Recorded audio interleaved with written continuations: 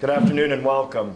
Thank you very much for your attendance of celebrating our 220 recruiting class. Before I continue, I have several people in the audience and several people that I'd like to thank for making this 220 class possible. First off, I'd like to start from the top. I'd like to thank President Rogers for all his support. He's been great over this last year. Our athletic administration, Bob Moosbrugger, Kit Hughes, Harley King, our compliance director, Chet Hessen and Marisha Tassenberg in academics, our financial aid director, Elizabeth Laymaster, director of player personnel, Derek Miller, who's our new hire. He did a great job finishing up this class. Our SID director, Jason, I really appreciate all your hard work. You've been great through this process. I'd like to thank our strength and conditioning staff, starting with Kevin Tolbert, Danny Kopis in charge of our medical staff, Jake Warnke in charge of our equipment staff, Jacob Tepp with our film and video. I can't tell you how much, Jacob, I appreciate all the pictures and all the things that you did during this process. Shelly Schwamberger, my assistant. Mr. Van Wright, without a doubt, our best recruiter. I appreciate everything that you did, Van. Michael Brown, our life coach. What a great addition to our program here at Bowling Green. Olivia Passy, Director of Football Operation. The local business people for letting us into your restaurants and your hotels. You've been fantastic. Our academic community. I can't tell you how much I appreciate all the time and effort that you took on a Saturday afternoon to educate our student athletes and our prospects on our great university here at Bowling Green. My last thank you has to go, without a doubt, to our coaching staff. I thought they did a fantastic job in finishing this 220 class. And as always, I always like to thank the Ohio, Michigan, Indiana, Illinois, Pennsylvania, and Kentucky coaches that are in our 4-hour radius for their generosity and all their help. You guys want us to succeed, and you truly have helped us in this process over the last year. My hat goes out to all the high school coaches. Our theme right now, as we all know, is that we're going to the moon. And what we're going to do is we're going to do everything in our power to make sure that we get our kids to the moon. So what's the moon? We want to make sure that we graduate our football players. That's at the top of the moon. We want to make sure that whenever we get to the moon and these kids leave our program, that they end up better fathers, better husbands, leaders in the community. And last but not least, we're going to make sure that we find a way here in the near future to win the championship. We want to do everything in our power to get there. Everyone in our program right now is 100% committed to Bowling Green to get back to where we're supposed to be, and that's the moon. Last year, let's talk about last year briefly. Last year was not to the standards and expectations that we have here at BG, but it's critical that that year occurred to begin our implementation of our true business plan. Last year, we hired a great staff. We recruited 31 great players, exactly what we said that we were going to do in the 4-hour radius. We were able to lay the foundation of our culture. We were able to identify on our team who's in and who's out, who truly wants to be an astronaut and who truly wants to go to the moon and who doesn't. The fifth thing that we found is we were able to identify, the problems that we have. There's some problems in our program that we can fix immediately. There's others that are going to take time. And we're committed as a staff and as a program and as an athletic administration to make sure that we fix those problems methodically, do it the right way. Because if we do it the right way and fix our problems the right way, we'll have a sustainable program. If we try to do the quick fixes that a lot of places do, this place will be up and down, and we don't want that to occur. We want to get to the moon and stay at the moon. Last, on a positive note, we're able to find a way to somehow beat the team on our schedule. That's the most important game on our schedule. So that's some things that we accomplished last year that we are proud of, and we had some also things that we learned that we need to improve upon. Today was the final steps to get us closer to the moon. Let's talk about this 220 class. We were able to bring 31 outstanding prospects to our program. We made a huge emphasis on improving the offense and defensive fronts, along with getting quarterbacks into the program. Our 221 class, the emphasis will be still to revamp our offense and defensive fronts. However, we're going to do a great job in the 221 class of finding skill players that can get us into the end zone. That's going to be a huge emphasis for us. I'm extremely thankful for everyone that was involved with this process that helped us recruit these 31 outstanding prospects. And the last but not least, I want to thank all the parents that entrusted us in giving their sons to us for the next 4 to 5 years. We've recruited terrific players, but we've also recruited terrific families. And I can't tell you how much I thank all the families, the mothers, fathers, grandpas, grandmas that entrusted us to raise their son here for the next 4 to 5 years. Our staff, along with myself, we've been chomping at the bit to get back to our team. We had a great J term, which I can't tell you how much I thank President Rogers and our athletic department for creating that term and letting our players come and lift weights and gain extra academic credits. But we're excited to get back to our team. We're excited to improve. We're excited to take steps to help us get to the moon. With all that being said, I'll open it for questions. Those early days when you guys first got the roster in late 2018, you kind of identified this class as this was going to be a huge deal for you. When you look back to that and then forward to this day, did you guys mostly get done what you needed to get done? We did. We absolutely did. The objective was to get players in the 4-hour radius with a good group of kids from outside the 4-hour radius that gets to sustain.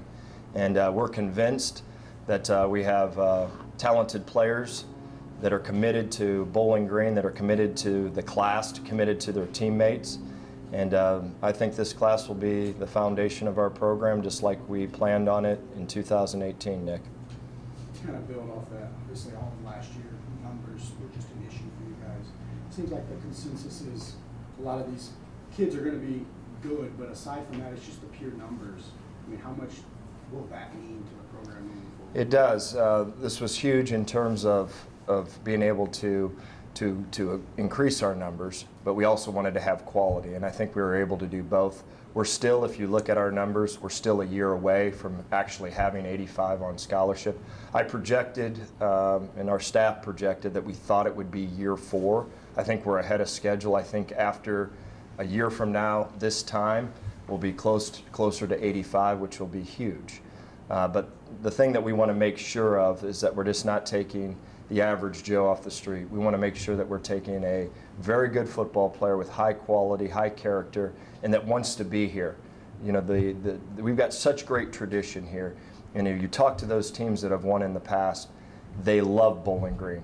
They love each other. They love their teammates. And I think we've recruited that same characteristics that have been in the early 90s, that have been in the 2014s and 15s of the world, where there have been superb teams here. You listen to those guys. They love each other. They love Bowling Green. And I think we're starting to make we're starting to move in that direction of quality of player and character here. Because you are so thin in numbers coming into this recruiting class, Coach, is that the message to a lot of these students? They could see some time on the field, or are you really going to try and give them a year to get ready? You know what? You can never predict what's going to happen, but you know, of course, if we have the opportunity to play these guys, we are, especially with that new rule in terms of you can play 4 games. So I think you're going to see quite a few of them out there. We'll see how they develop, and you know, just with pure number problems, like we've all been talking here since 2000, since I took the job. I think you're going to see quite a few of those guys out there just because of the numbers alone. Finalized the class today, but of course that's not the only kids coming in. What is the role of walk-ons on getting this Falcon program back to the moon? Yeah, it's great. We did a great job last year in terms of we were able to obtain a lot of walk-ons. Because of the 112 number that we have here, it's 110 in the that we're able to bring to training camp. There's not as many slots involved this year. We'll be able to bring a few priority walk-ons here. And the following year will be very similar to our first year here. That'll be where we'll really increase the number of walk-ons here, just because there'll be some guys graduating. But they're essential. One of the things that you guys really focus on, both lines, there are 11 kids in this class on both lines. Can you speak to the effort that it takes to get that right, and how you have to start early, and you know it's a years long process? It is, in my opinion, there's 3 positions that are, that are extremely difficult to recruit. They're extremely difficult to get right. Is the offensive line, the defensive line, and obviously the quarterback position. And we knew, and it was part of the plan, that we had to make a huge emphasis on bringing in offensive linemen, defensive line, and quarterbacks twofold. One, they're hard to get. Two, their development takes the longest.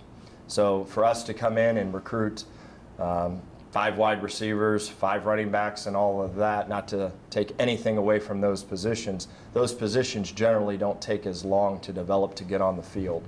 So what we wanted to do is we wanted to bring in as many big bodies as that we can, bring in some quarterbacks, start developing them. So as their development progresses, we can bring in skilled kids to match them and have a chance to make a run at the moon. After the December window, when you guys looked at your class, what did you say that you had to get done in these next few weeks up to say?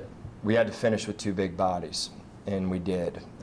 We lost a couple of very good offensive line prospects, and we were able to replace one with Gabe Brown, which Gabe Brown is going to be a great story. Nick, I appreciate the beginning of that story, but he's going to be a great story. We were able to get Billy Roberts, who is outstanding. He is a prospect that is different. He is in our opinion, if you look at his offers, he is an upper echelon Big Ten kid that's big body, that's a great kid. He's teammates with Jordan Porter, which will be great. And we're super excited for the 2 prospects that we signed here in this class. We were also able to get Lawson, the linebacker, out of Kentucky, and Charles Rosser out of Cleveland, which we think are going to be outstanding prospects. We think Lawson has the ability to be a great linebacker for us, and we think Rosser he's a difference maker somewhere, and we don't know which side of the ball. He's an extremely good athlete. We think he's a wide receiver right now that could play wide receiver but could grow into a premier hybrid tight end. He could also develop into a Sam linebacker, rush backer, whichever way you want to go with him. We really think highly of these kids that we're bringing in. You had a handful of recruits this year that had Power 5 offers. Obviously, Billy Roberts was another one. What has been the difference for you guys in pulling some of those kids in and having them kind of believe in what you guys are doing? Well, we've got great relationships with the high school coaches. That's where it starts. And we've got a very experienced staff that has recruited the Midwest for many, many moons. I mean, they've recruited this longer than I've been alive. We've got a great job and done a great job of really embracing the Ohio, Michigan, Indiana, Illinois, Pennsylvania coaches. And they want to help us. They want to make sure that they give us quality kids that are good football players to help Bowling Green get back to the moon. One of the things you guys had to go after too, additional guys who could score. When you looked at the offensive pieces you got, do you see guys that can do that? We do. We need to get more. That's going to be a huge emphasis. We're going to recruit anywhere between 4 and 5 more offensive linemen, 3 to 4 more defensive linemen. But our emphasis is really going to be going to get guys other than the 220 guys that we have right now, because I think the ones that we brought in are very good playmakers. But we need more. We're going to do a great job of recruiting skilled players in this next class, and the philosophy is quite simple. This first year we had to fix and begin fixing and building our offensive fronts and the quarterbacks. And not to say that we're not going to go try to get the best quarterback in the country. We absolutely are. But we need some guys that can either catch the ball or be handed the ball and go score at any moment. You mentioned losing a couple of kids out of the early signing class there. Coach, talk a little bit about the challenge of holding on. You've got such a highly rated class here, a lot of pre-star athletes. Talk about the balancing act there of finding and identifying these kids and then holding on to them so that those Power 5 schools... Yeah, it's fascinating. They weren't the only ones that were trying to be plucked in this class. We had Levi with Michigan State. We had Griffin Little with Louisville. There's other ones that you can go on and on with the stories. And it started with relationships. Our coaches have very good relationships with the kids. But most importantly, I think what kept this class together was the class. You know, we as coaches, we did a great job but the class kept itself together. This group is a different group. This group, from the time they met each other, they're very, very close. And through social media, I guess, or texting, like this group text thing, they're extremely, extremely close. And I think the group kept the group together. A couple of years through this December-February split signing day, is it working as it's intended? Are there ways that you think that can be tweaked to make it better? I'm sorry, one more time. We're a couple of years into this split December and February signing days. Yeah. Is it working the way it's supposed to? Would you like to see it tweaked at all? I love it. I do. I really appreciate the ability. What happens is this, going back to the question about the bigger schools poaching your players. Well, really, in all actuality, there was 2 weeks in December that you had to hold on to them. To be able to have to do that all the way till now, through February, I was sick. I didn't sleep for 14 days. I want to kind of sleep a little. I know I have issues that I don't sleep anyway, but to do that for 2 months, I don't want to do that. I want to make sure that, and believe it or not, for the player, I think it's better. You know, as coaches, we don't sleep anyway, but I couldn't imagine being a high school kid right now and it's just not over. And I really think it's beneficial to the high school athlete to be able to sign early. The only negative with it is if their coach leaves. And I think that's where, if that occurs, I think the kid should have the ability to then reconsider and use the second signing period to decide that he wants to go somewhere else. But if the coach stays and the kid wants to come, I think early signing is good for the coach, it's good for the athlete. But that one scenario with a coach taking another job, I think the player should have the ability to reopen his recruitment, be able to throw that NLI away, and then be able to start over. And if he wants to stay with that school, sign again in February. So I think that part of it, and I'm not the rules committee, Lord knows I got enough problems to worry about, but that makes sense to me. Could you see that December signing day being pushed back up, maybe up into July or August? I don't know if we want that. Yeah. I don't. But I think the thought process, I think whoever created it, there was some good rhyme or reason behind it. Fan base obviously excited about the quality of this class coming in, Coach. What's the mood? Silly question. What's the mood among the coaching staff? They can't wait to get their hands on these guys and coach them up? Yeah, of course. I think we've got 7 of them here already, and they've made a great first impression. They've done a great job. And where they've done a great job is not just in this building. You run into people that are on campus and they say they've been exceptional, and that's what we want. We want the whole package here, and we just don't want a good player. We want a good student, a good athlete that can conduct his business quite well on campus and downtown, and just make Bowling Green proud.